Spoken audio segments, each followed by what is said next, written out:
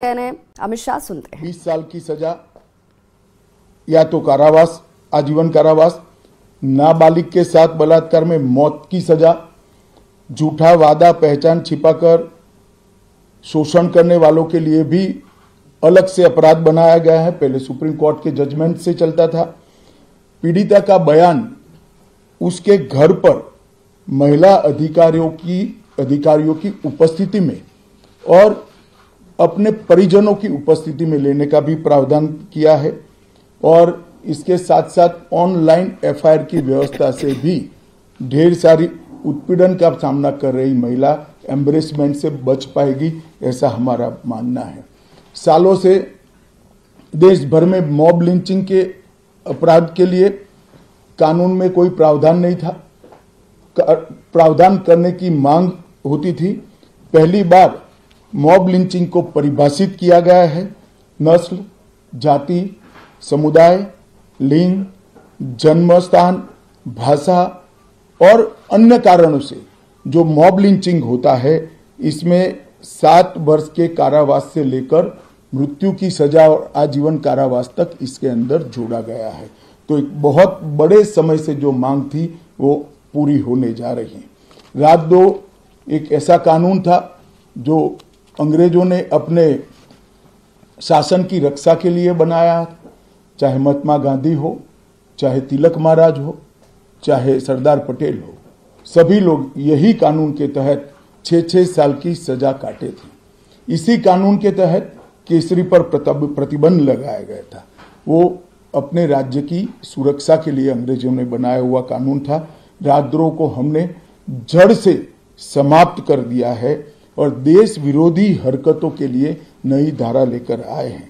पहले सरकार के खिलाफ स्टेटमेंट देना गुनाह था, अब भारत की एकता और अखंडता को क्षतिग्रस्त करने के लिए ये कानून अमल में आएगा। तो आज़ादी के इतने सालों के बाद ये कानून में बदलाव हुआ है, जो एक बहुत बड़ा परिचायक है हमारे संविधान के स्पिरिट का। मैं आप सभी के सामने बड़े विश्वास के साथ कहता हूं कि ये तीनों कानूनों के पूर्ण स्पिरिट के साथ देश भर में लागू होने के बाद ये कानून सबसे आधुनिक न्याय प्रणाली का सर्जन करेंगे। टेक्नोलॉजी को हमने न केवल अपनाया है, आने वाले 50 सालों तक टेक्नोलॉजी में जो भी अनुसंधान होने की संभावनाएं हैं, इस सबको कानून के अंदर हमने व्याख्या के तौर पर समाहित किया है, जैसे आने वाले समय में भी जो अनुसंधान होंगे वो व्याख्यायित किए गए।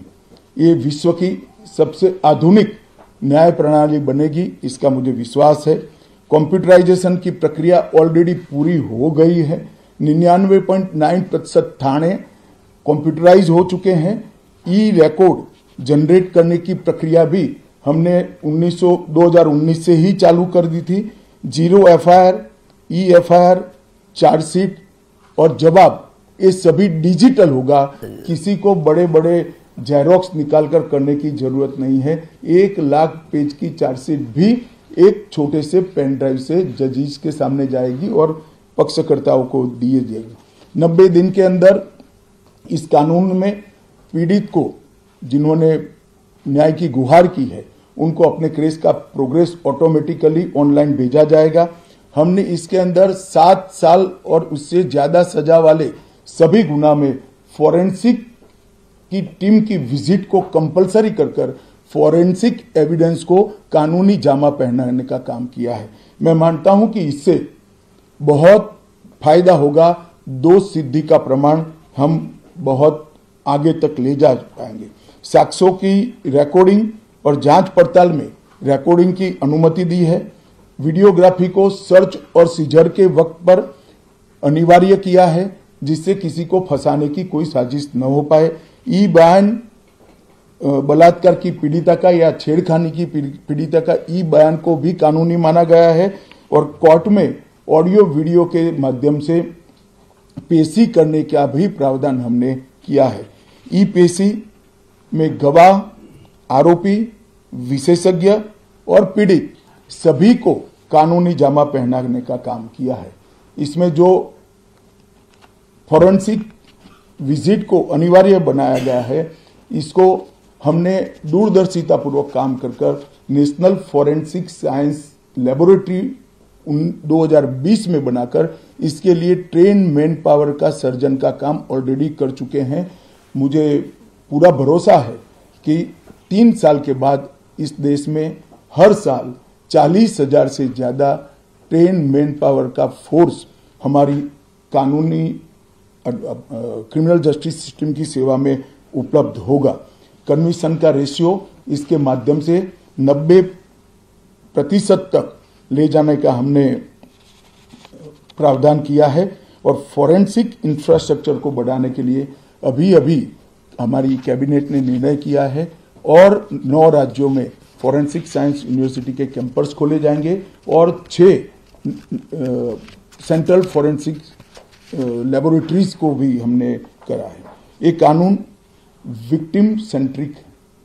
पहले दिनों तक किसी को पुलिस ले जाती थी, परिवार वालों को कोर्ट में आना पड़ता था।